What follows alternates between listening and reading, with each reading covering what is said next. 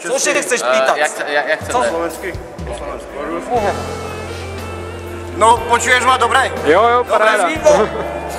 Zkouška. Raz, dva, tři. Tak já je tady přeruším, protože oni by nás se nechali jinak začít. Já vítáme vysílání RC magazínové televize. Dva pány ze Slovenska k nám přilétali Igor Lipták a Zdeno Kunák starší. Babi, ahoj. Doufám, že vás že máte hodně fanoušků na Slovensku. Jasně. To všetko. Ale to nejsou slovenský jenom, jo? To jsou evropský tohle. My jsme mezinárodný formát, to jsou naši všetci. A výborný. My ich naučíme. Musím sa upraviť moment. Vy platíte tím eurem, tak už je to mezinárodní. Tak, Jo. My máme obrovský pás. Začnu tebou. Daj si Iveček. Ja by som si tiež dal, lebo má vlezlé otázky. Moment.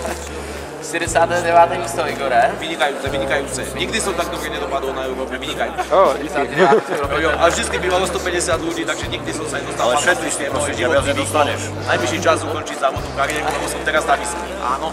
Jasně, a co tu je syn? To o nějaký stupinek, víš, kolikátý skočil Maťo? Tak to neviem, on je adoptovaný, takže ako ja som sa o to nejak veľmi nezaujímal a prakticky mi to bolo úplne jedno. A co zítra, ty jo? Máš před sebou 9 soupeřů, za tebou ještě Matěj Řák, to je český závodník zase. To je taky dobrý kosík. Teda nechci říct, že chceš kosit, sorry, když No je možné, Jaké zítra? otázka je položená, Dneska pivo, ne, otázka je položená správne, je možné, že my budeme zajtra z tribúny koziť. Je to možné, pretože my ideme dneska koštovať a je možné, že zajtra skutočne kosič je možno to správne slovo, ktoré budeme zaujímať viacej. Já si vzpomínám na dnešní ráno, kdy to bylo hodně podobný. A zítra to bude ještě víc. Bude to ešte viac, pretože skupina, ktorá zišla v našom finále, predposledne. Ďakujem Zdeno, si kamarát, sa zišla aj vynikajúca a síce jediný zo závodníkov, a tu musím nabonzovať nejaký Kopecký, povedal, že on teda slopať nebude, lenže chlapec si neuvedomil, že keď budú slopať ostatní 9, jemu to nič nepomôže. Pretože on nepredničí, pretože jediný triezvy medzi 9 ošratými nemôže zajazdiť nič, tak to bude. Dáme to sleduje i Jura. Prosím vás, prestávku, ja sa musím upraviť.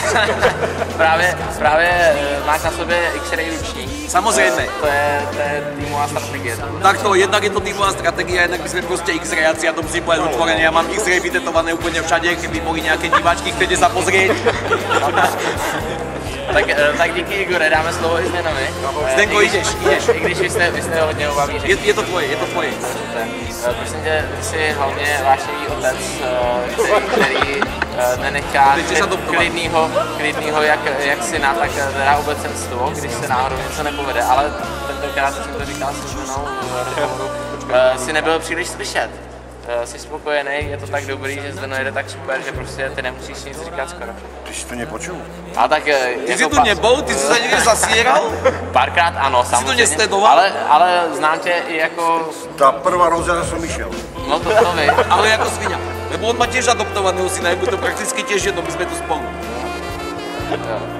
My sme za nás, za Košice. Košice Trenčín, chceme diaľnicu Košice Trenčín.